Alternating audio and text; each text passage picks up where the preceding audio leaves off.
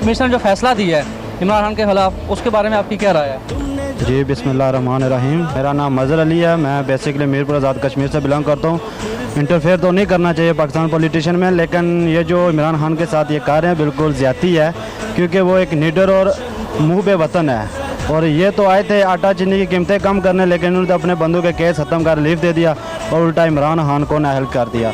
ये तो पाकिस्तान वाम को सोचना चाहिए कि कौन ठीक है और कौन गलत है। हमारा तो सपोर्ट हमेशा इमरान खान के साथ है, क्योंकि वो एक ईमानदार और मुखलिस है। पाकिस्तान से भाई, पाकिस्तान। माशाल्लाह माशाल्लाह। पाकिस्तान कौन सी जगह से? मैं पंजाब से हूँ, ननका। आपसे एक सवाल करना है। जो कल इम्पोर्टेंट गवर्नमेंट ने एक काम किया है, इमरान खान को नाअहल करार दिया, उसके बारे में आपकी क्या राय है? जी वो गलत है। एक अच्छा लीडर मिला है पाकिस्तान को, लेकिन जो अभी जो हुकूमत है वो उसका जो है ना गलत फ़ायदा उठा रही है। लोगों को सबको पता चल गया कि कौन अच्छा है कौन बुरा है, ठीक है। बाकी हम लोग बाहर रह रहे हैं, हम लोगों को ज़्यादा पता है कि कौन क्या कर रहा है, ठीक है। तो मेरे ख्याल में तो गलत किया है, लेकिन उसका तो वो फैसला वापस हो जाएगा।